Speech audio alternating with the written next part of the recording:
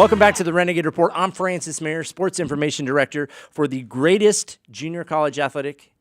Wait a second. I'm not even sure if it's just junior college. One of the greatest athletic departments in the known universe, BC Athletics. I love being a part of it. You can be a part of it too tonight at Imbibe Winery, but you don't have to take my word for it. Let's check in with Bakersfield College swimmer Eric Wood for more. Hello, That's Eric. Right, guys. Hey, thank you, Francis, for the introduction. My name is Eric Wood. I'm from BC College. I got Bakersfield College. I swim there, and I'm going to tell you guys about the Imbibe thing tonight. So we have the Red and White Night tonight. It is a fundraiser for athletics. It's at 4140 Truxton Avenue. It's tonight, 5 to 7:30 p.m. I guess the ticket price is $30 at the door. This includes a $10 wine card, pasta, and social experience. You cannot buy experience. That's a fact. The proceeds support the BC Foundation and BC Hall of Fame coming fall of 2015. So get that money in, get that Hall of Fame built. Tickets available exclusively through Valitix at www.valitix.com. For more information, please contact Angela. I can't even pronounce that. Paquette, or you could just call 395-4266. You could do that. The athletic department for more information. And Eric, someday you could be in the Hall of Fame if we can get you healthy and keep you in the swimming pool. Now, those two things are not really congruent, so I'm trying, to fight the physical, the physics of the known universe to try and fight that. So it's hard. It's light work for Eric Wood, ladies and gentlemen. Eric Wood, thank you so much. Right now, we're going to check in with someone who is involved in a different sport. He doesn't grapple against H2O. He grapples against human beings. Coach Brett Clark, welcome to the Renegade Report. Thank you for having me today. How are you? I'm good. Your little boy is wrestling right now, isn't he? Yeah, he's wrestling. He wrestles over at Elite Force with the Frontier program. And how old is he? He's 8, going to be 9 in July. Is it hard watching your boy if he gets caught in like a deep half Nelson or in another wrestling sticky situation? Is it tough to watch his dad? It is in part because, you want to help him, but part of me, we were at practice last night and he was getting caught a lot, and I was yelling at him, hey, no one feels sorry for you. You got to figure it out. He was starting to tear up and stuff, and part of my heart is like, I want to hug him and stuff, but the other part's, hey, you got to man up. It's time to go. You're stepping on that mat, and biggest thing for me is it's a life lesson. No one feels sorry for you in this world. You've got to either step up and do what you're supposed to do, or you're just going to people are going to run by you. Right, and wrestling is, I'm going to be totally unabashed here. I did wrestle, not nearly as successfully as Coach Clark, but I did wrestle. And it is not a place for phonies to hide, because you will be found out on a wrestling mat. All the BS falls away when there's only 2 people standing on the mat. You can't hide behind the pile or anything, right? It's not you don't have football. I played football in college and wrestled too as well. But football, if I made a mistake, you might not see it. Right. I have 10 other teammates that can maybe make up for me. Right. Wrestling, if I make a mistake, everybody sees it. And you might get physically hurt. Yeah. You're going to pay the price. And it's not the WWE. I can't tag in the coach to come save me. Right. No. You're going to get stuck, or you're going to have your booty in the air or whatever. And it sucks, man. We actually saw that at the state tournament. We saw a couple talented guys who, got either, caught in bad positions or whatever, and you feel terrible for them. But like you said, it's their fight to get out of, and they ultimately put themselves in that position. And it sucks, but you have to lay responsibility at their feet, right? Yeah, it is. I mean, no one deserves anything. Right. You have to go out and earn it. Right. And you have to take what you want. And you go to these state tournaments, and you see guys that are ranked 1 all year, and all of a sudden they get beat, and part of you feels bad, but part of you feels, hey, they didn't want it bad enough. The other guy wanted it more than them. Yeah. And you go in with an attitude that I'm the guy, no one can beat me. You're going to get beat more times than not. Yeah, and I don't know if was anyone worried that Jack was in that mindset? I didn't feel that way about him, but I was worried the whole way because he had these number of streaks going, right? Yeah, Jack, we had Jack. And we're talking, of course, if you didn't know, we're talking about Jack Murphy. He was undefeated this season. He went 23-0. He didn't give up a single offensive point unless he cut somebody loose on an escape. But nobody escaped from Jack. The Jack didn't want escaping from him. Yeah. But he was not taken down at all this season, and he was the state champion after this undefeated streak, which brings us to here. Yeah, no, with Jack, we worked on a lot this week. Hey, not this week, but this year, don't underestimate anybody. Mm-hmm. We knew he was the guy. It's just a matter of let's prove it every match we're out there. Even if this guy's, the worst guy in the state, you go out there and wrestle them like they're the best. Because one, if you take a guy lightly, you can end up getting hurt, and that can end your season right there. Done. And, or you get beat, and there's a lot worse things than getting beat. But, I mean, ego-wise and everybody's shock value if you got beat by a guy you're not supposed to, especially at the state tournament where you lose, you're out of the championship side, now you're fighting back for third. And you're going to wrestle your butt off even to get to third place. Yeah. Like, you are going to run into a couple other 3 seeds or 4 seeds or real tough guys anyway. Yeah, and I've been around a long time. We had a young man with us that wrestled with Jeff Baker, who wrestled for us in 2003, and he was ranked number 2 in the state, supposed to be in the state finals. Got caught in I think the quarters of the semis in a headlock and pinned. And he was right on the edge of the mat, and he didn't get out of bounds to get out. Been there. And he got pinned. But to his credit, he came back and he wrestled through that tournament. We were wrestling down at Palomar, and I want to say it was 2003, our second when we won the back-to-back titles. And every match, he just kept looking. What do we need? How many team? What do I need for a major? Do I need to get a pin to help team points? And he was one of those guys who was a team guy. He knew he should have been in the finals, but he messed up. He shook it off, and he went right back to work. Well, and that's a very workmanlike attitude. It's almost different to me than the team we had this year, because what I was just thinking about is we had a lineup full of knockout artists this year. I feel like we had, 5, 6 guys maybe who it wouldn't have totally surprised me if they placed in the top 3 in the state. They're over a 2-day tournament. That's a huge challenge in our sport, isn't it? Yeah. Like you said, overcoming that one loss. The reason that story is so important is because he could have gone the other way. Yeah, and you see it, and with us at junior college, you see it all the time. But at a high school tournament, I've been there. I lost in the quarters the last match of the first night in high school, and if you go, I don't know what the stats are, but if you go and look at the second day of that blood round at the high school state tournament, guys that are supposed to place lost that last match the night before. Their minds sometimes aren't developed enough, or they're not emotionally ready for that next match that next morning. Sure. And they get put out of the tournament when they shouldn't. Or don't make weight. Yeah, or don't make weight. And, we haven't had that. I worked the weigh-ins of the state tournament a lot, and we haven't had too many not make weight. I think we had one this year. But kids, they know where their weight is.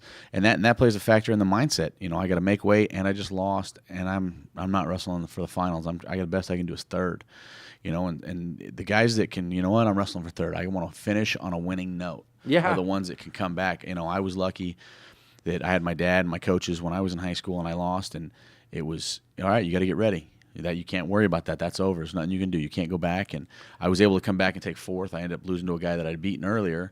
But I ended up fourth. So that was awesome. It is kind of funny about third and fifth place versus second place is like, that you finished your tournament with a win. Yeah. If you finish second, obviously that's awesome. Yeah. You get in that third, that fifth, that seventh place. You've won your last match. And if you're a senior, I won my last match in high school. Yeah. Now I got to go on. Whereas my senior year, I took fourth. I lost my last match in high school. Right. So it's different. But, for a lot of those kids, myself included, it was my first time qualifying to state. I had hurt my knee my junior year. I was ranked as high as 6th, I think, my junior year, and I tore my knee and I didn't get qualify. And you get there, and just to get on that podium, especially in the state of California with, one state, you're one of the top. I was going to ask you about that too. Like our state JC tournament and our state preps tournament, they're among the toughest in the country, right? Yeah, I mean, you look at the JC. I mean, JC doesn't really have a state tournament. They have a national tournament, so it's nails. They have a qualifier and then nationals, and they're, you get a lot of kids, especially you get a lot of kids that go up to Oregon schools from Clovis that are wrestling up there. They're placing, and we have a lot of quality kids here in the state of California. Didn't we used to beat up the national tournament? Isn't yeah, that why we used to have more junior colleges in California than there was in the whole United States at one point. We've lost those over budgetary reasons, whatever. Sure. But if you look at our talent pool, just high school wise in California, one state, and I know the big debate now is, should we go to divisions? So we split up the state into divisions. There's always a pro side and a con side to it, but I don't know. I like the one state. You go to other states and like, oh, you wrestle in California? Oh, that's tough. That's tough. So we'll see what happens. We had a guy when I wrestled in high school, and he wasn't the coolest guy in the world, but he had a state champion's jacket from Washington, and he had us all convinced that he was a pretty bad dude. And I thought he was kind of lazy in practice, and so did our coach. But he's like, it's like he's a state champion, and he had some skills. And I think we bought that myth for like 2 weeks, and then somebody went to the library Looked him up. Looked him up and found out, yeah, he was like a state champion in like 5A small schools. Yeah. Because there's a lot of different state champions. If you say you're a state champion in California, you're a state champion. You know. Yeah. And the other side of that is, you know, you go to Pennsylvania and places like that, they have state divisions, and their state champions are legitimate state champions. Sure. You know, I don't know if some of them would be a state champion here. Right. You know, because we're so many kids, but I think a lot of them could be. You know, Ohio, places like that, you know, they have got a lot of quality wrestling. I mean, if you look at what we produce, Isaiah Martinez is a perfect example. He's at Illinois. He was a redshirt freshman. He went, I think, 40-0 this year, 50-0, NCAA champion as a redshirt freshman. I mean, and he's coming out of small school, Lemoore High School. That's crazy. That's, you know, we have all these little small schools that are producing kids. Jesse Delgado, 2-time NCAA champion.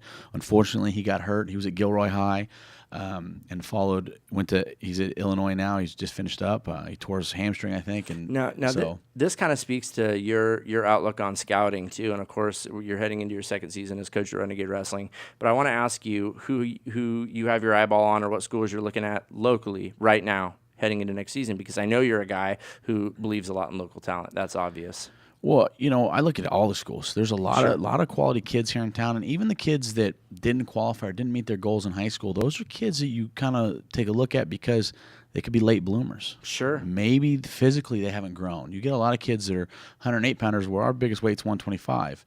You know, they've been cutting to 108s, and now you give them a year of seasoning, and now they're at 25s, and their body just adjusts. I was a 17-year-old 152-pounder in high school. I was a 19-year-old 174-pounder in college, and I had to cut just a little bit to hit 174. Yeah, and you get that maturity of that, you know, from their senior year, whether they're 17 going to be 18 or they're 18 going to be 19. That's a big maturity-wise and growth for young men. Well, and there's a wrestler that I'm looking at on our team very strongly next year who I think fits that bill perfectly. Who's that? Well, it's Tori. Oh, yeah. But Tori's a little bit older. He was here a couple years ago, and life happens, and he had to start working. Doesn't he seem seasoned and kind of... Tori's biggest asset is his mind. Yes. He's got goals set in his head that he has to maintain, and that he wants to do. I mean, a very bright young man, very athletic. You know, and I'm excited to see him wrestle this year. Oh, I am too. You know, and going back to, you know, the other guys on the team, you know, with us, it's who shows up in the summer, and it's sad to say sometimes because you got guys you talk to and, oh yeah, I'm coming, and they don't show up. I've tried to hit this year the high school coaches, go to the tournaments, talk to every kid, try to make every kid feel wanted, because we want those kids in our room. And they might not help us next year, but the year after they can help us, you know, and that's where you get those gray shirts or those red shirts in. Eric, in swimming, do they ever talk about an athlete and say like, oh, he wants it? Yeah, you see a lot of that sort of that work ethic. I mean, on our team, our captain Christian, that guy. I mean, I wasn't here last year, but from what I've heard, that guy was not the best, you know, athlete in the pool. But he wants it. But he came back this year, and you could see it in his eyes, man. That guy is just he sees every single day as a new day. You know, I mean, a lot of us when we train every day, and it's just. And his drone's on, and you want to shoot yourself in the face with something bigger than, you know, 22. And like he comes in every day smiling. He's a team captain for a reason. You know, he really does. He comes in, he supports us, and you know. He wants it. He wants it. He wants to get better, not for himself, but for us. And that's kind of cool. That is perfect. And Coach, that's something we use to describe wrestlers, right? You say there's a kid that wants it. He wants it. You know who the guys are. Absolutely. And there's guys up there that are pretending. Yeah. You can go to a room in 5 minutes, know who really wants to be in that room. You know, and like he said, you know, there's days of practice where, and I tell guys this all the time, from my son's age to college guys, hey, there's days you have to fake it sometimes. Absolutely. You don't. It's a bad day. You're sick. You had a fight with your girlfriend. Maybe you messed up on a test, and you just don't want to be there right now. Well, you need to be there if this is something you really want to do. So you have to figure a way to get through it. Yeah. You know, and not just get through it and not learn anything or get better. You have to get through it and get better.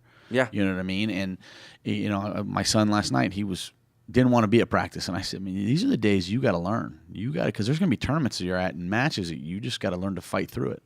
You know, and I can't go out there and jump in the mat and say, I'm going to wrestle you for you. You know, I'm not going to wrestle a kid for you. You have to do it on your own. Right. So, and it's a big learning tool for us. You know, going back to Tori, I think you can tell he wants it. And the way we saw it was this year in the room. He didn't wrestle this year because he couldn't.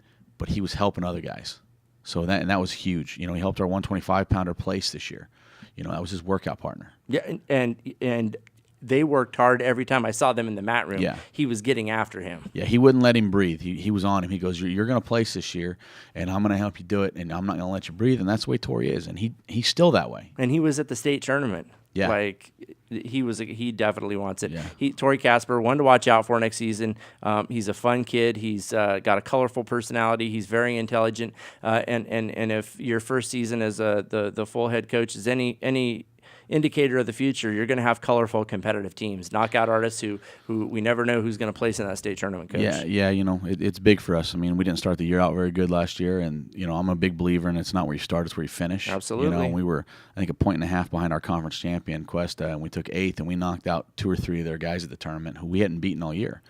You know, and it's about the end of the year, and, you know, Tori helped not only Marco Velasquez, our 25-pounder, but Eric Onshures, our 33-pounder. You know, to get to place, he had to beat a Cuesta kid who's beaten him all year, who'd pinned him the week before, and we ended up beating him 6-1. You know, so, you know, it's putting things together. You know, just you look at some of these high schools and you go to them to the state, and their big goal is it's not the duel this week, or it's what happens in March. What's going to happen at the end of the year? Are you going to be ready at the end of the year to get to that state tournament and get on that podium? That's what's most important. You know, and that's what colleges look at. Other colleges look at, what does that guy do in tournament time, when the big tournaments?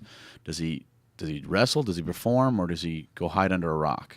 Well, no, and you didn't hide Jack Murphy from anybody this season, but there's a reason why he finished, and I say with only 23 wins, and that's because you wrestled him so smart. You didn't run him in bad races. And people do that with prize ponies, Coach, right? They run him until they're hurt, and there was no reason to do that with Jack Murphy. You positioned him strategically. Well, we sat down as a coaching staff, myself, Coach Austin, Coach Espejo, and, you know, Jack had some family issues too. Mom had gotten sick, and I'm a big believer in family, and it's his only mom, so it's, you know, you got to take care of Mom. He came to me one day and said, Coach, my mom's not doing well. I need to, can I miss this tournament? And he spent time. I go, man, you take care of your mom, man. I'm not worried about you. You just be ready to go on Monday. Let me know how everything's going if you need some more time.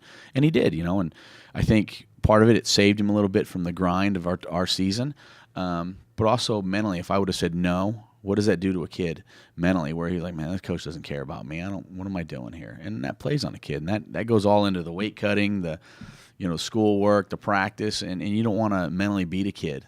So that's kind of our philosophy, just kind of help the kids out. That's what we're here for. We're not here. I tell the kids all this time, you know, we're wrestling, and I yelled at them the other day. I go, look, if you're getting beat by me, you should get beat. If you're beating me up, that's great. I go, I'm not here to hurt you. I'm going to help you. And I'll be wrestling with kids, and I stop during the match. No, you're doing this wrong. Let's fix it. And we'll be supposed to be going live goes, because I know I can beat them. I'm not there to hurt them. I want them to. You don't need to win any more matches.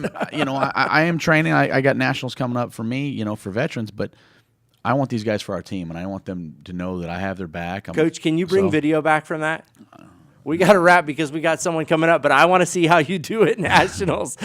Wrestling is a family affair for Coach Clark and his folks. That is awesome. When we come back, we have a very special booster and the daughter of a Bakersfield College legend. That's right. Don't go anywhere. More when the Renegade Report comes back.